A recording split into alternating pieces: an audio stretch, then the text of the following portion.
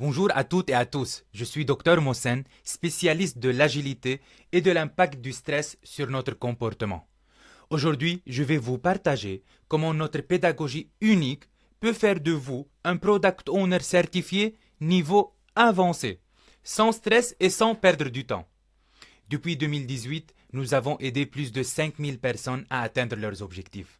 Nous disposons de plus de 500 avis 5 étoiles sur plusieurs plateformes, que ce soit Google ou bien Trustpilot. Pour qui est ce cours? Ce cours est pour les chefs de projet, les PO, Product Owner, ou PM, Project Managers, les personnes engagées dans des équipes agiles telles que les BA, les Business Analysts, les QA, responsables qualité, les développeurs, les team leads, les gens en reconversion professionnelle, et même les sceptiques qui doutent de l'efficacité de l'agilité et des certifications. Nous avons tous essayé différentes solutions. Peut-être avez-vous acheté des modules de e-learning en ligne pour vous former, mais honnêtement, c'est parfois ennuyeux et peu engageant. Ou vous avez peut-être passé des jours en formation sans vraiment comprendre comment appliquer les concepts au quotidien. Certains ont même préparé seuls la certification en naviguant en ligne, submergés par la quantité d'informations inutiles, le stress et sans un réel accompagnement. Au final, ça reste théorique et la pratique est souvent différente. Face à ces difficultés, nous avons mis en place une pédagogie innovante, testée et approuvée par des milliers de certifiés. Voici ce qui vous attend dans notre parcours de formation. 1. Une formation interactive et modulaire. Un parcours en e-learning engageant avec des courtes vidéos suivies de quiz interactifs pour ancrer chaque concept et valider vos acquis à votre rythme.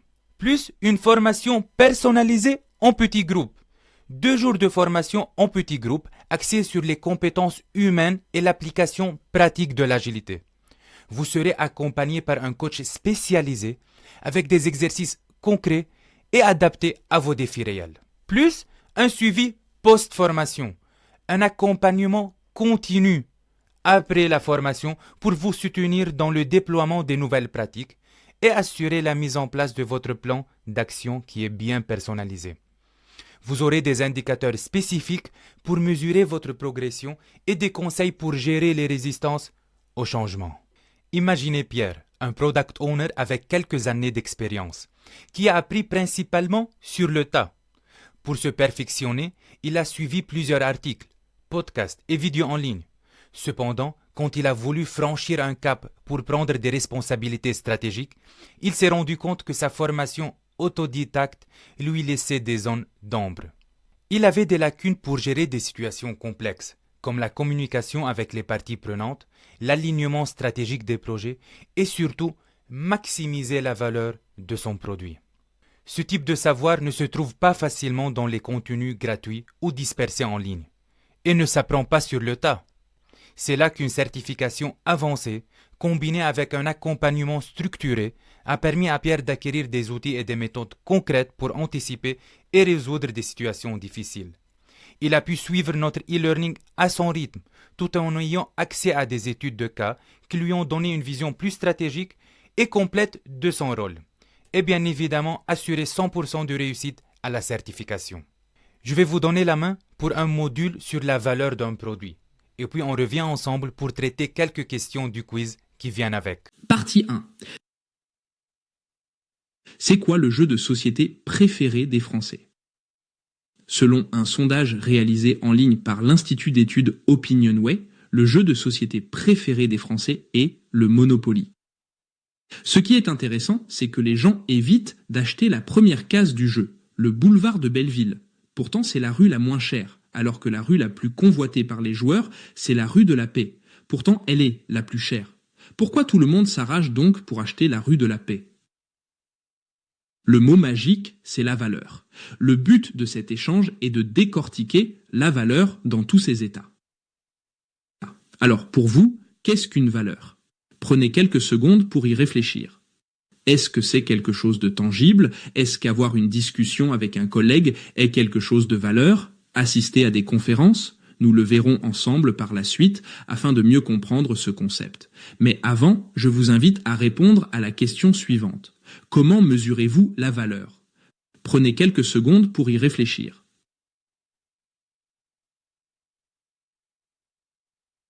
En effet, il y a différents types de mesures. De manière générale, ces mesures se divisent en 3 catégories. Nous avons premièrement les activités. C'est ce que font les membres de l'organisation, comme effectuer un travail, aller à des réunions, avoir des discussions, écrire du code, créer des rapports, assister à des conférences, etc. Ensuite, nous avons les productions ou livrables, output en anglais. Ce sont les éléments produits par l'organisation tels que des versions de produits, comprenant des fonctionnalités, des rapports, le sprint review, etc. Et enfin, nous avons les résultats, outcome en anglais. Souvent, les participants n'arrivent pas à faire la différence entre livrables et résultats. Les résultats, c'est l'impact que tes livrables ont sur le client ou l'utilisateur.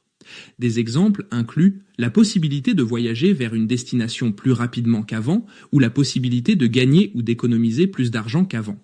Là, ce sont des outcomes positifs. Les résultats peuvent également être négatifs, comme dans le cas où la valeur ressentie par un client ou un utilisateur diminue par rapport aux expériences précédentes. Par exemple, lorsqu'un service sur lequel il comptait auparavant n'est plus disponible. Maintenant, parmi ces 3 mesures, activité, output et outcome, lesquelles sont les plus faciles à mesurer? Et lesquelles sont les plus difficiles? Prenez quelques secondes pour y réfléchir. Le problème que la plupart des organisations rencontrent, et qui se reflète souvent dans ce qu'elles mesurent, est qu'il est facile de quantifier les activités et les sorties, mais difficile de mesurer les résultats. Les organisations peuvent accumuler de nombreuses données tout en manquant d'informations suffisantes sur leur capacité à générer de la valeur. Pour atteindre leurs objectifs, il est essentiel que les organisations fournissent des résultats ou outcomes qui apportent de la valeur aux clients. Par exemple, le simple fait de travailler davantage en heures, activités et de fournir plus de fonctionnalités ne garantit pas une meilleure expérience client.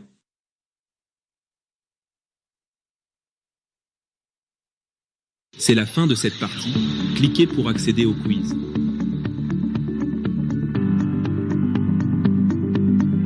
Comme promis, nous allons traiter ensemble quelques questions du quiz de Product Owner niveau avancé. Avant qu'on démarre, j'aimerais bien partager avec vous une technique que vous devez l'aborder avant de démarrer la certification. Ce qui est plus important que la question elle-même, c'est le nombre de sous-intitulés qui indiquent combien de bonnes réponses il y en a. Il faut toujours démarrer par ça. Donc, question 1. Choisissez la meilleure réponse, donc une seule bonne réponse. Un incrément est précieux si il est livré lorsque le Product Owner l'attendait. On aime beaucoup notre Product Owner, mais c'est pas parce que le Product Owner l'attendait, c'est-à-dire qu'il est précieux. Ok? On va la mettre à côté. Il est susceptible d'augmenter la satisfaction des clients. Là, ça commence à être intéressant parce que c'est pas juste produire un incrément, mais aussi c'est de mesurer l'impact de cet incrément. Ça a l'air intéressant. On va la mettre à côté. Il contient toutes les fonctionnalités que le Product Owner voulait dans ce sprint. Encore une fois, bien évidemment, le Product Owner, il fait son maximum pour maximiser la valeur de son produit. Mais ça ne veut pas dire que la fonctionnalité qu'il a décidé apporte de la valeur. Il faut surtout tester sur le marché.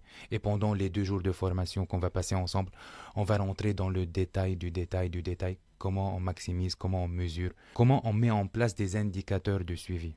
La bonne réponse, c'est la B. Il est susceptible d'augmenter la satisfaction des clients. Passons à la question 2.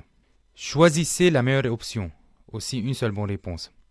Le plus petit incrément que le Product Owner décide de livrer pour apporter de la valeur est celui qui A. Apporte un seul nouveau résultat. C'est-à-dire qu'il y a un impact, ça a l'air pas mal, on va la mettre à côté. B. Contient l'implémentation d'une nouvelle fonctionnalité. Ça a l'air intéressant. Mais ne tombez pas dans ce piège. Qui dit produire une fonctionnalité ne veut pas dire que c'est une fonctionnalité de valeur. Contient au moins une correction de bug, pareil. Qui dit qu'on a corrigé un bug ne veut pas dire qu'on va livrer de la valeur. Donc la bonne réponse c'est la A. Troisième question. Comment le budget et les prévisions financières... Ah là j'ai fait une erreur, j'ai fait une bêtise, ne faites pas comme moi. Il faut toujours commencer par le sous-intitulé. Choisissez la meilleure option. Donc il y a une seule bonne réponse.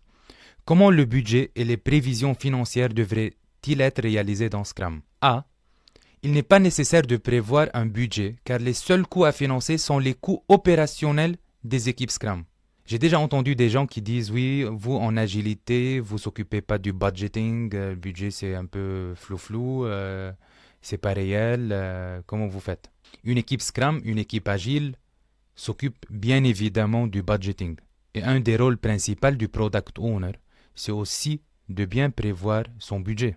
Durant les 2 jours de formation, on va rentrer dans le détail du budgeting, comment un PO doit mesurer et prévoir son budget.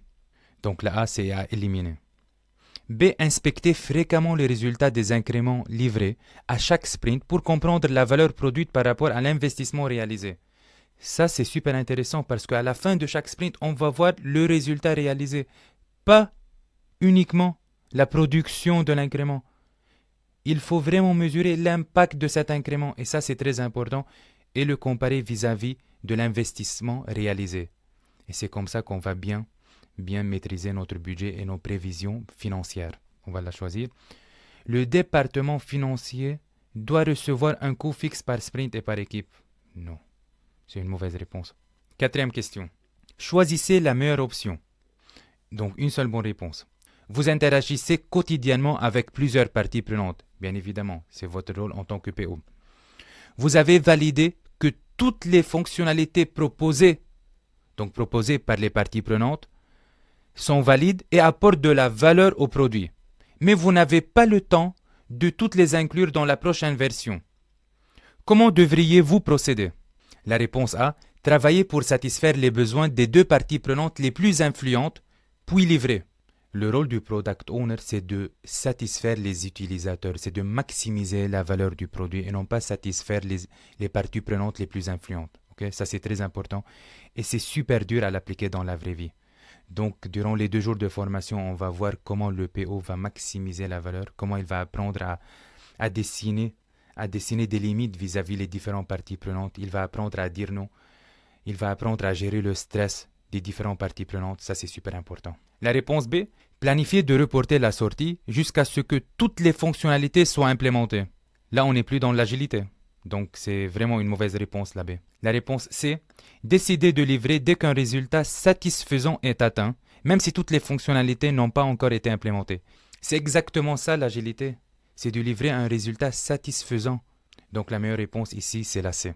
Bien évidemment que vous, lorsque vous allez faire le questionnaire à votre propre rythme, à la fin, vous allez envoyer les bonnes réponses. Après la validation, vous allez recevoir une explication détaillée pour chaque question et chaque réponse. En conclusion, une certification avancée permet non seulement d'apprendre de nouveaux concepts, mais surtout de les intégrer de façon concrète pour mieux naviguer dans les responsabilités accrues d'un product owner. Laissez-moi vous présenter l'histoire de Sarah. Sarah est une product owner compétente sur le plan technique, mais elle a toujours douté de ses compétences en communication et en leadership. Elle pensait que pour devenir une product owner accomplie, elle fallait avoir une personnalité charismatique et des qualités naturelles de leader. Cette croyance l'a freinée dans son travail au quotidien, car elle hésitait à s'impliquer davantage dans les décisions stratégiques et éviter les discussions importantes avec les parties prenantes. Un jour, Sarah m'a confié: « Je n'ai pas les qualités personnelles pour réussir. Je ne suis pas un leader naturel. Et chaque fois que je dois gérer un conflit ou présenter une idée forte, je me sens démuni. » Sarah avait peur de ne pas être faite pour ce rôle, ce qui limite son impact au sein de son équipe et réduisait sa confiance. C'est là que nous lui avons proposé la continuité de notre programme avec une formation personnalisée de 2 jours en petit comité, axée sur les compétences humaines spécifiques au product ownership. Ce programme ne vise pas simplement à enseigner des techniques de communication, mais à aider chaque participant à identifier ses forces et à les transformer en atouts de leadership. En suivant ce coaching avec des exercices pratiques et des mises en situation, Sarah a appris à gérer les conflits de manière constructive, à développer sa capacité à influencer sans imposer, communiquer avec assurance même lors des discussions difficiles. Guidée par des experts en agilité et en comportement humain, Sarah a découvert qu'elle pouvait s'appuyer sur sa propre personnalité pour devenir une leader efficace, sans devoir se transformer en quelqu'un d'autre. Les sessions de coaching lui ont permis de s'ouvrir et de comprendre qu'un product owner n'est pas forcément une personnalité forte, mais quelqu'un qui sait écouter, adapter son discours et gérer les relations avec authenticité. En pratiquant ses compétences dans un cadre sûr, elle a pu prendre confiance en elle et évoluer dans son rôle. En conclusion, le leadership n'est pas un don inné, mais une compétence qui s'apprend et qui se développe. Grâce à un accompagnement en petits groupes adapté à chaque personnalité, vous apprenez à exploiter vos forces naturelles pour inspirer et fédérer. Comme Sarah, vous découvrirez que le product ownership repose avant tout sur des qualités humaines que vous pouvez développer avec le bon accompagnement. Enfin, il y a Marc. Marc est un chef de projet dans une industrie complexe, où chaque décision a des répercussions majeures. Lorsque son entreprise a proposé d'adopter les méthodes agiles, il s'est montré sceptique. L'agilité, c'est bien pour les startups, mais dans mon secteur, c'est impossible. Il avait même essayé quelques pratiques, comme les daily meetings ou les rétrospectives. Mais rapidement, l'équipe est revenue aux anciennes méthodes. Quand Marc est venu vers nous, il m'a dit « Chez nous, c'est vraiment particulier. L'agilité ne marchera jamais. » Cette phrase, je l'ai entendue des dizaines de fois. Mais le secret est que l'agilité ne s'applique pas de manière identique partout. Elle doit être adaptée. Nous avons donc conçu un plan d'action personnalisé avec Marc, en se concentrant sur des indicateurs de progrès et un suivi continu pour faciliter le changement. En conclusion, l'agilité fonctionne quel que soit votre secteur si elle est bien adaptée à votre réalité. Avec notre accompagnement et des plans d'action sur mesure, nous vous donnons les clés pour appliquer l'agilité dans votre domaine. Notre approche est construite pour vous aider à réussir, à surmonter ces croyances limitantes dans la vie pratico-pratique et atteindre sereinement votre certification. Voici ce qui vous attend dans notre parcours de formation. Une formation interactive et modulaire, un parcours en e-learning engageant avec des courtes vidéos suivies de quiz interactifs pour ancrer chaque concept et valider vos acquis à votre propre rythme, plus 2 jours de formation en petits groupes, axés sur les compétences humaines et l'application pratique de l'agilité. Vous serez accompagné par un coach spécialisé avec des exercices concrets et adaptés à vos défis réels.